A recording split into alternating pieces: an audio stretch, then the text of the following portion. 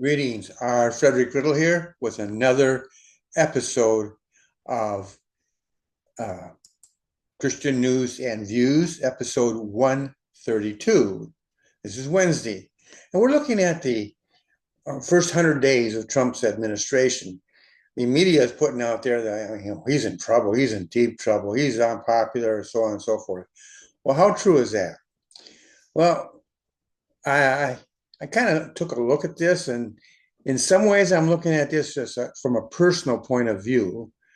Um, I'm going to start out with just the facts here, and then we'll get into my personal view here. But the White House on Monday opened a week-long celebration of Donald Trump's first 100 days in office by focusing on his border crackdown, an area of relative strength for the president at a time when there are red flags for him in the latest round of polling. Yard signs with mugshots of immigrants who have been accused of crimes like rape and murder were posted across the White House lawn, positioned so they would be in the background of television broadcasts outside the West Wing. Tom Homan, Trump's top border advisor, told reporters that there has been unprecedented success on the border effort, and we're going to keep doing it full speed ahead. Immigration is Trump's leading issue in public opinion surveys, and White House Press Secretary Caroline Levi said at a morning briefing the administration is in the beginning stages of carrying out the largest deportation campaign in American history. About 139,000 people have been removed so far, according to the White House. Deportations have occasionally lagged behind Democrat President Joe Biden's numbers, but Trump officials reject the comparison as not apples to apples because so many fewer people are crossing the border now.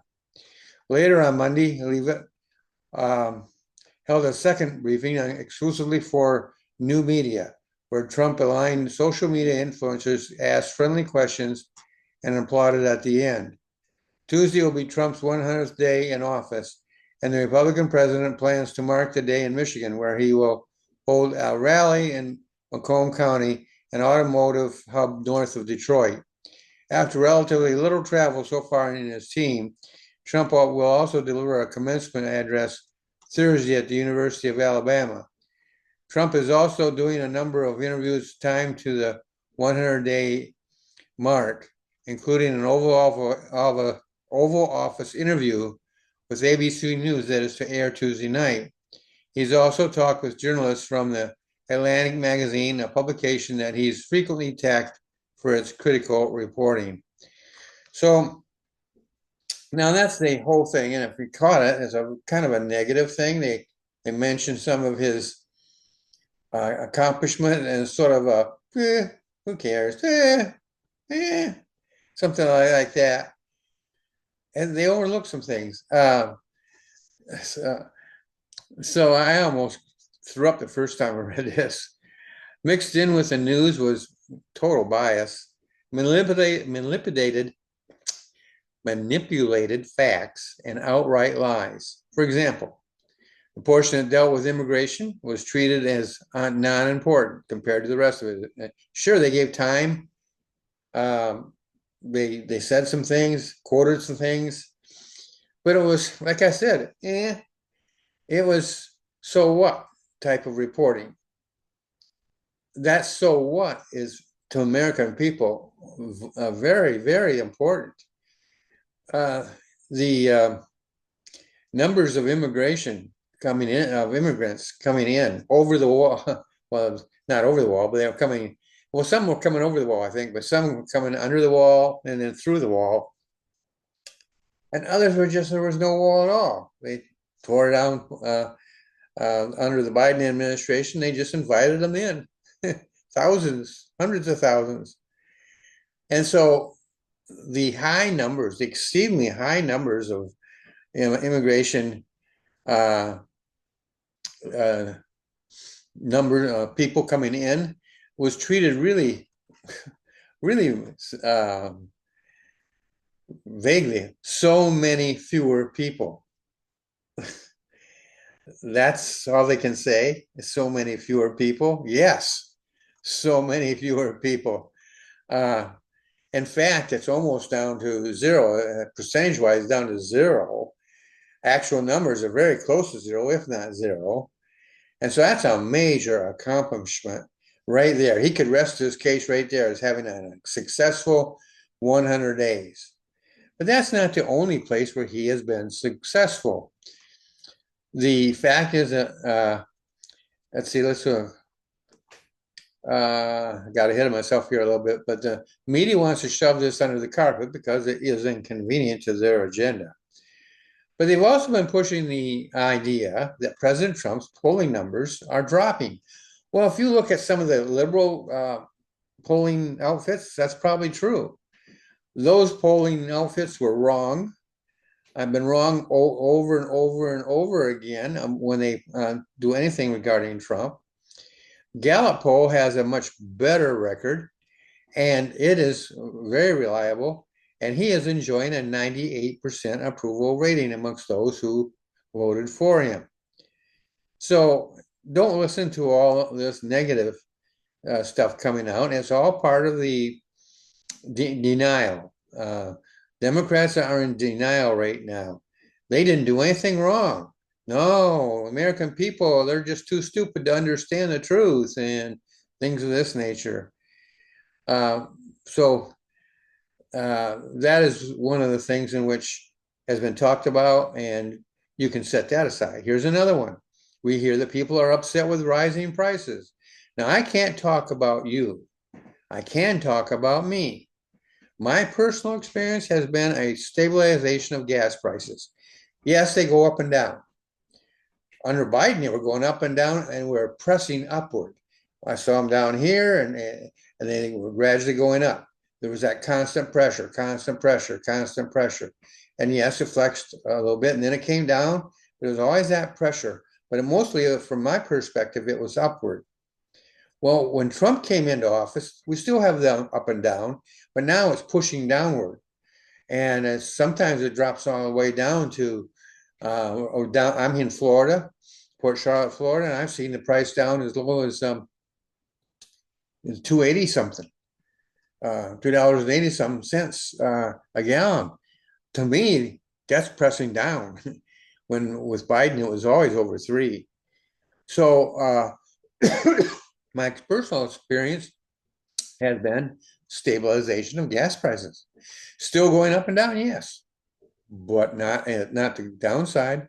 And what about the grocery bill? That seems to be stable as well. Now, that may not be your experience, but I believe the groundwork has been laid for economic good fortune. In my particular case, I go out and the prices have stabilized as far as groceries are concerned. And they may have actually dropped a little bit, but stabilize is what I would call it. Some places it may be up, some places it may be down, but it is stabilized. What about the tariff issue? You can't really blame the Trump administration for fear that grips the stock market. Those are people that are fearful and superstitious. The facts so far have been countries are waiting or wanting to negotiate with us. Long term, I think this is going to be a benefit. And I think maybe short term, we may see a rise. We might see some prices go up. But long term, I think you're going to see them buckling down, sitting down at the table with us and negotiating and coming to a much fairer trade deal than what we currently have. As for the Russian-Ukraine war, I've covered that pretty well, but it's proving to be obstinate and uncooperative. Russia is particularly uncooperative. We give an inch and they take a mile. I've already dealt with that idea with Crimea and also with the overall situation. It appears to be the peace plan appears to be dead in the water. And Putin is demanding Crimea, but I don't think he shouldn't get that at all. But my opinion is that Trump has in these first 100 days laid the foundation for a very successful term. If you like to, so what I would like to do here, just pause a minute. We all have our own opinion about how things are going with the administration. The first 100 days they like to have an accomplishment. And I think we have. The biggest one, without a doubt, is immigration. You can't overrate that. The numbers coming in during Biden's administration was so high that there's no comparison to it. So when they're trying to compare the numbers of deportations to Biden, you had more people coming in, and you had a lot of people going out, true, but you had a lot more coming in. Now it's reduced. The numbers are pretty much about the same going out, but the numbers coming in have really dropped below the deportations. And so I think that's very big, very, very significant, that because that's going to have long-term effects on us, good long-term effects, and it will make the economy better. It will make the whole work environment better. It's just something that is good for America. And so that his 100 days, I think, is a very solid beginning, and it makes you a little bit more confident as to what the future is. I hope you've been enjoying this. Right down here is a place for you to subscribe. If you would, please subscribe to my channel. I've noticed that some have. It has been going up a little bit there. And so I anytime you subscribe to my channel, I'm pleased. It encourages me. You get Christian news and views, which you're watching. You also get becoming a published author is fun, where I give out free information that you can use now or in the near future, at not costing you anything as far as getting it from me. So I encourage you to subscribe, and I will do all in my power to create episodes that will inform, encourage, and inspire you. I hope this has been a helpful time for you, and you found that my commentary on this has been informative at the very least, and helpful, hopefully. You have a great day. I'll see you in the next video. Actually, the next episode.